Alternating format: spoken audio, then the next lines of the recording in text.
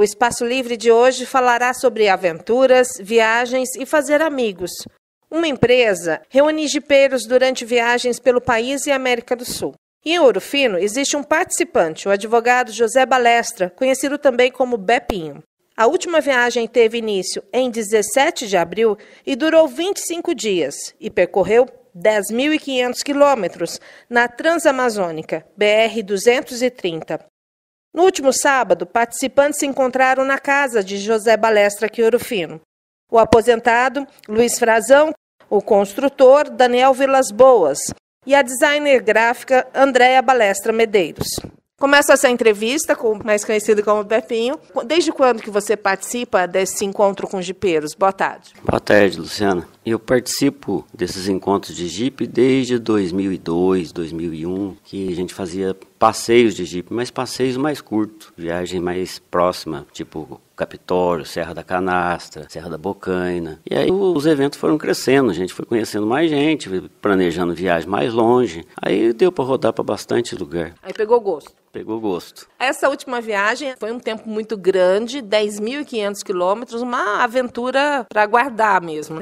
É uma viagem bem diferente. A gente fez outras viagens assim para o deserto do Atacama, para Ushuaia, para Bariloche, ao Calafate, todo fora do Brasil. Essa nós enfrentamos a Amazônia, que foi um trajeto inesquecível, inesquecível. Fez amigos que hoje estão aqui na sua casa? Pois é, da turma que foi para lá, dos 9 carros, eu conheci apenas o Zé Paulo, que foi comigo. Zé Paulo Castellucci, mora em Limeira, e já que ele está chegando aqui. Só conheci o Zé Paulo. Eu fui com ele no jipe dele para lá. Chegamos em Sinop, a turma se encontrou toda em Sinop e de lá partimos para fazer o Transamazônica. Então você foi de copiloto?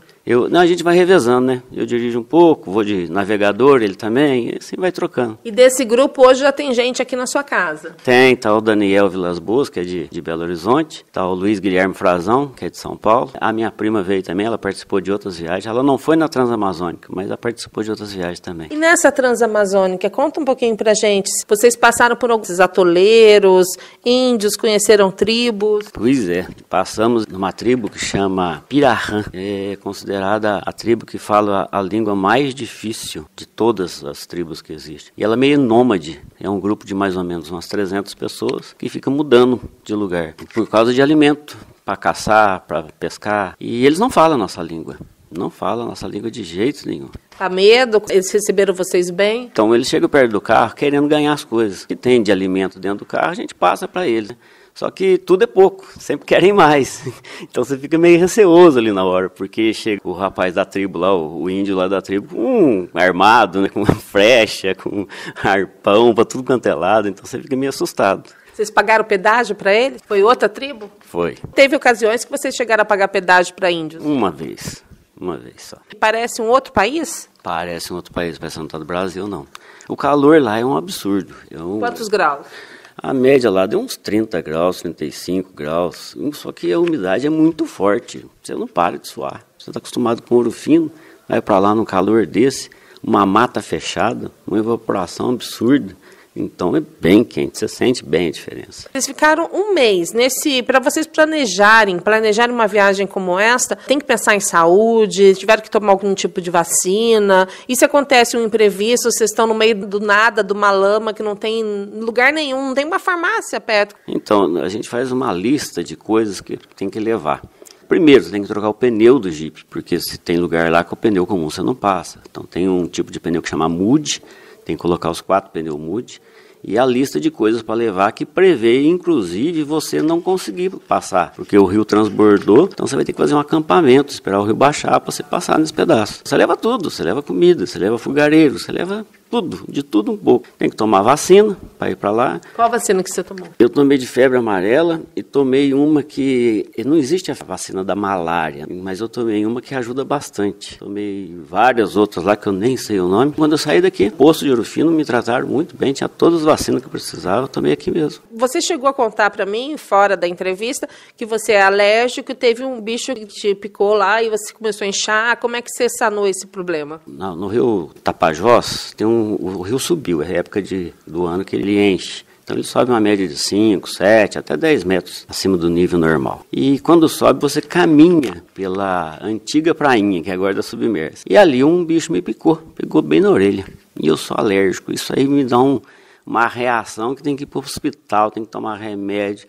E na hora que picou, eu falei, pronto, estragou a viagem. Meu remédio... Era no começo da viagem? Era no começo da Transamazônica, que a gente já tinha rodado uns 1.000 e tantos quilômetros, mas para chegar no começo dela. E eu fui salvo pelo índio. O índio pegou um preparado dele lá e passou na minha orelha. Eu achei que ele passou muito pouco, lambuzei o dedo, passei mais na orelha, adormeceu a orelha. Adormeceu, eu não senti a orelha.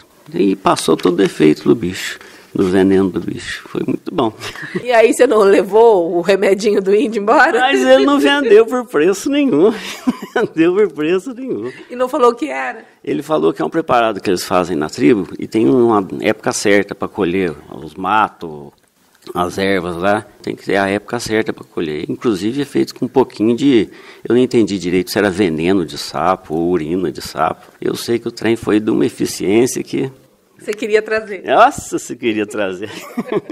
Ô Pepinho, você está falando aí sobre a sabedoria dos índios. E a gente ouve falar que, além dos índios, ali existem muitos americanos, muitas pessoas da Europa querendo levar essa nossa sabedoria até patentear produtos lá fora. Você chegou a encontrar com esse pessoal lá? Encontramos, sim. Tinha na cidade, acho que era Manicoré, lá no meio da Transamazônica. Nós encontramos uma turma muito bem estruturada, com caminhonete preparada para tudo, mais bem preparada que a gente estava. E eles faziam parte de uma equipe de estudo da Amazônia, de ervas, de fruto, de mato, de animais, de mineração, de tudo. Uma riqueza nossa que eles estavam explorando. Exatamente. Eu, no começo, estava tudo uniformizado, eu pensei que fosse do governo. Não prestei atenção direito na camisa, eu sabia que estava tudo igualzinho. Aí, conversando com eles no café da manhã, lá em Manicoré, eles falaram que trabalhavam com uma empresa americana. Assim, a gente tem realmente isso, não é história, né? Não, não é história, não. Ainda o sujeito que estava lá, falou, olha, eu estou trabalhando para eles já faz mais de 10 anos e eles estão aqui há muito mais tempo. Só colhendo a informação dos índios. Só colhendo informação de índio, colhendo planta, né? Vão pra mata, colhe tudo, fazendo pesquisa. E Bepinho, esse pessoal que vem aqui na tua casa hoje, né? Vocês estão planejando outra viagem já? Já estamos planejando outra viagem. Viagem curtinha que a gente vai fazer daqui 2 semanas, nós vamos para São Luís do Paraitinga e vamos para Lençóis Maranhenses. A conversa está girando em torno disso. Escolher a data para ir para Lençóis Maranhenses. Dessas pessoas que têm condições, vamos dizer assim, financeira e física, para poder fazer umas aventuras como essas e hoje vivem de forma pacata dentro da sua casa. Você faz essa recomendação? É uma beleza, porque você refresca a cabeça, você vai para uma viagem dessa, você volta muito mais preparado para enfrentar o dia a dia, para fazer as minhas audiências e atender melhor até a clientela, que você vem com a cabeça mais fresca, né? Arejada. Você como advogada, há quanto tempo aqui em Ouro Fino? Eu formei em 87, em dezembro eu faço 32 anos de formato. E isso você tem como uma forma para melhorar a sua carreira? Melhora muito a carreira. E o tanto de aprendizado que você ganha nessas viagens? É um monte, é um mundo de informação. Hoje você vive sem Jeep? Não, o meu jipinho está ali. Eu vendo outro carro, meu jipinho não. Te agradeço, então, pela participação aqui. Eu que agradeço, Luciano. Muito obrigado, seja sempre bem-vindo na minha casa. Vamos agora falar com os demais participantes desta viagem. Começar com o Luiz Frazão, que saiu de São Paulo, encontrou com José Balestra no Mato Grosso e lá partiram para a aventura. Eles se conheceram nessa aventura. Luiz Frazão, prazer tê-lo aqui no programa Espaço Livre. Boa tarde. Conta pra gente essa aventura, como que foi fazer amigos, né? Fazer o amigo aqui urufinense. Tudo bom, obrigado, viu? Esse tipo de passeio, que a gente tem a oportunidade de encontrar pessoas novas que têm afinidade com o mesmo tipo de diversão que a gente está procurando. No nosso caso, procurar diversão no barro, com veículos 4x4 e procurando lugares assim mais rústicos, que é o caso dessa nossa viagem. A gente acaba encontrando pessoas que têm o mesmo pensamento, gostam das mesmas coisas e tal, acaba unindo. Lama terapia? Ah, com certeza, lama terapia. Quer dizer, quem gosta de aventura 4x4 está atrás da lama, da água, da natureza. Né? Você pensar um pouco, onde que tem lama? Tem lama em lugares onde o homem não interviu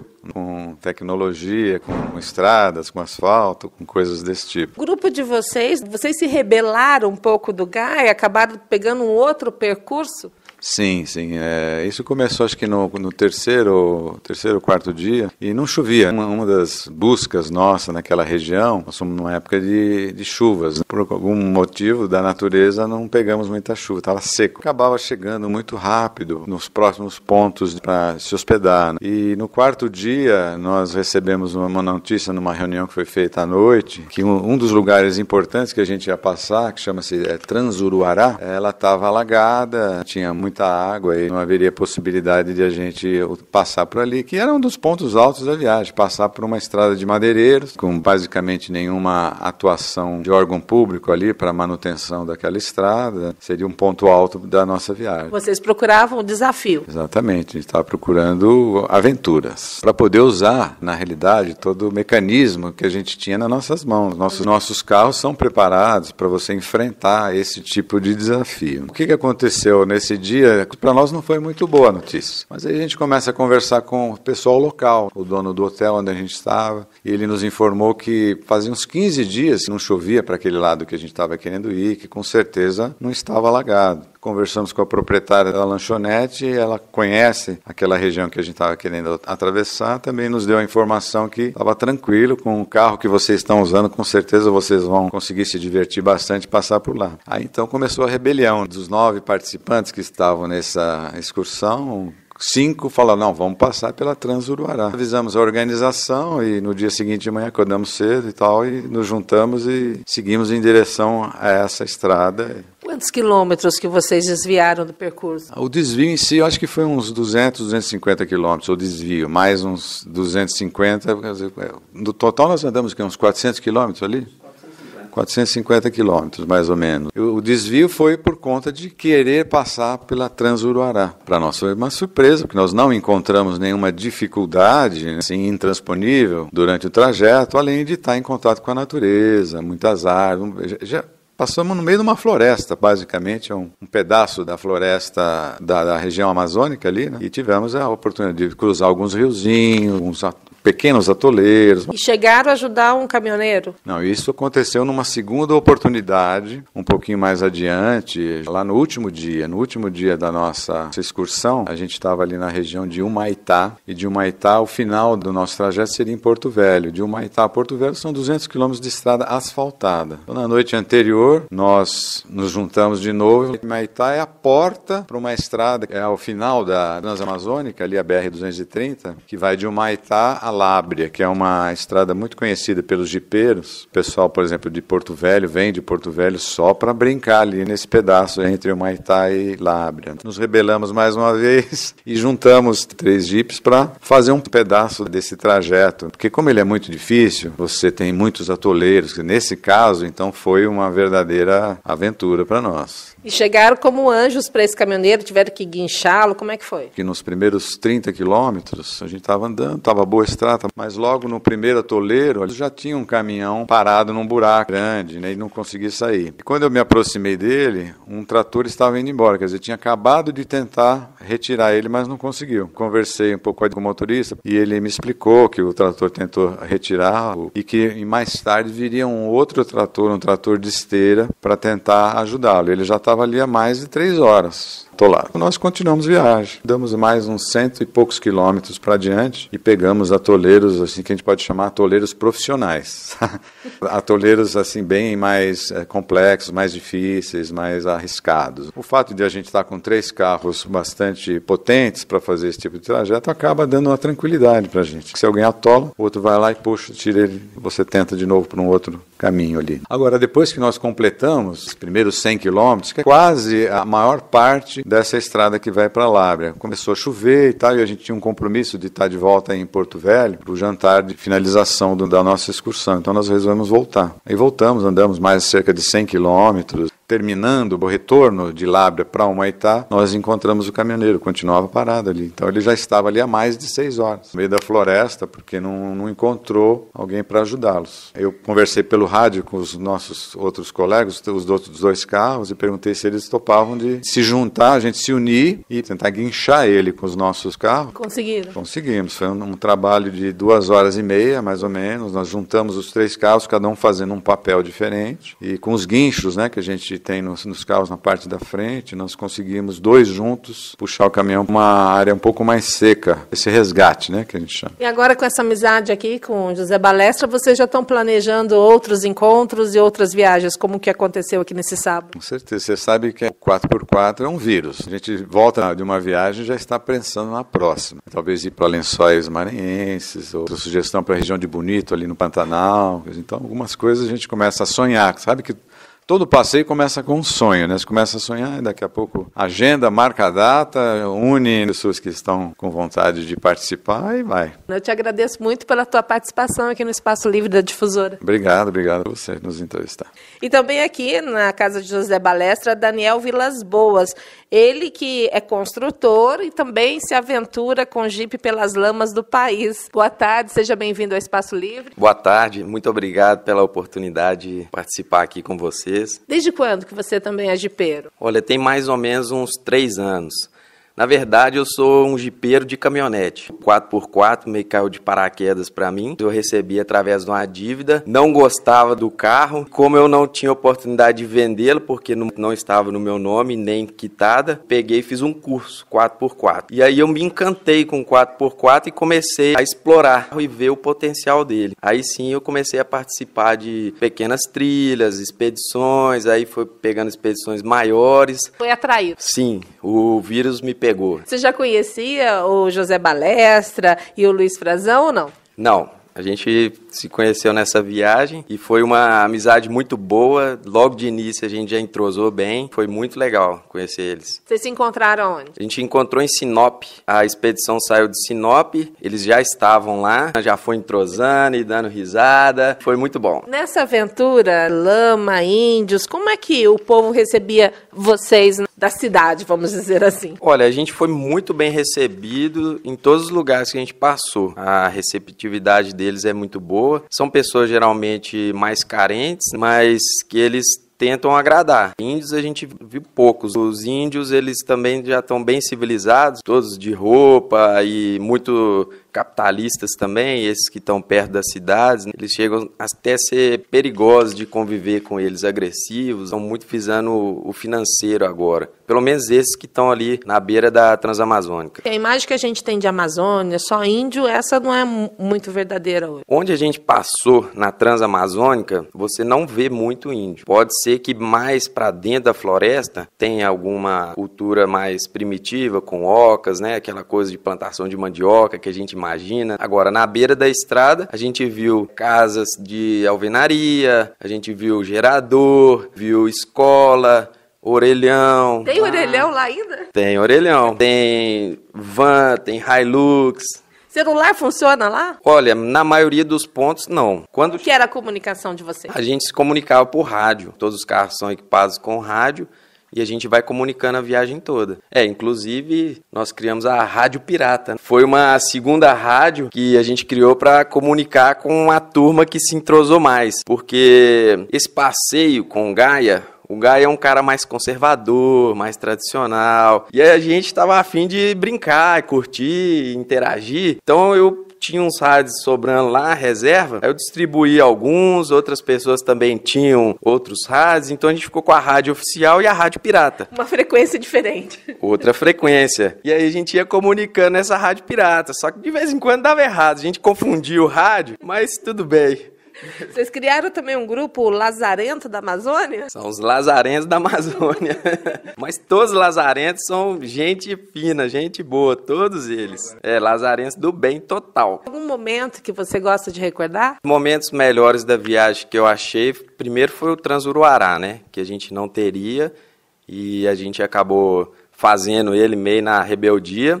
E foi uma experiência muito única, né? A gente lá foi realmente uma floresta que a gente passou sem muito recurso, sem ver quase ninguém. A gente cruzou com alguns caminhões madeireiros, com aquelas toras enormes. Então, assim, lá foi a experiência que a gente teve de ver árvores realmente altas e grandes, porque a floresta amazônica perto das BRs, ela está devastada. Ou então, onde tem floresta, já é uma floresta jovem. Ela já foi cortada e está crescendo novamente. Transuruará foi uma experiência única. Um outro ponto alto que eu achei foi um encontro que a gente teve com os índios. Foi bem emocionante, que a gente estava achando que nem ia ver índio mais. A gente teve um pequeno encontro lá que foi interessante. E Lábrea também, que foi a parte que a gente se rebelou no final, porque Lábrea foi o que a gente procurava na aventura. Foi em busca dessa cidade aí da Lábrea e realmente encontramos muita lama. Aí deu para cumprir o objetivo e voltar satisfeito. Com muita adrenalina. Eu te agradeço pela sua participação aqui também. Obrigado.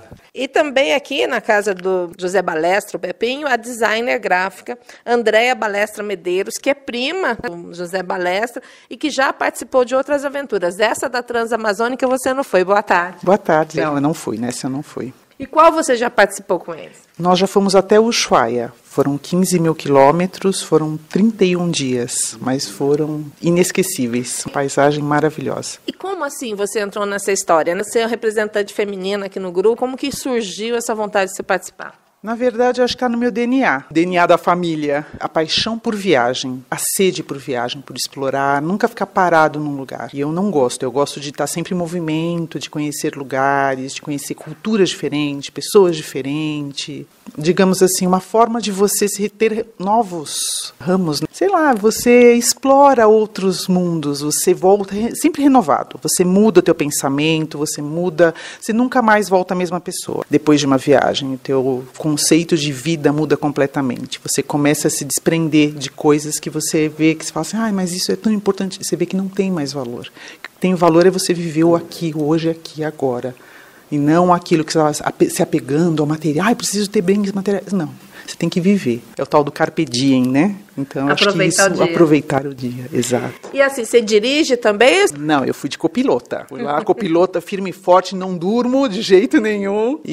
Mas fui de copilota o tempo todo. Super fácil, super tranquilo. Para mim, quando falam, 1.500 quilômetros, não é nada. 15 mil, faria tudo de novo. Ainda a gente brincou outro dia e falou assim, vamos fazer tudo de novo, vamos fazer tudo de novo. E não é território de homens? Não acho que é território de homens, muito pelo contrário. Eu acho que hoje não existe mais essa barreira, o que é território de homens e de mulheres, é questão de respeito. Recomendaria essa terapia, essa lama-terapia? Super recomendo. Você falou exatamente a palavra, é uma lama-terapia. É uma terapia, não só, pode ser na lama, pode ser na neve, pode ser onde for. É uma terapia. Eu acho que viajar é uma terapia. E já está planejando alguma com esse novo grupo que se formou? Quem sabe? Estamos pensando. Futuramente vamos organizar, sim. É uma vontade grande de voltar a fazer. Te agradeço pela sua participação aqui também no Espaço Livre da Difusora. Obrigada, eu que agradeço. E aqui nós terminamos o Espaço Livre, pura aventura, adrenalina e muita lama na Transamazônica e outros territórios brasileiros. A todos uma boa tarde e até amanhã, se Deus permitir.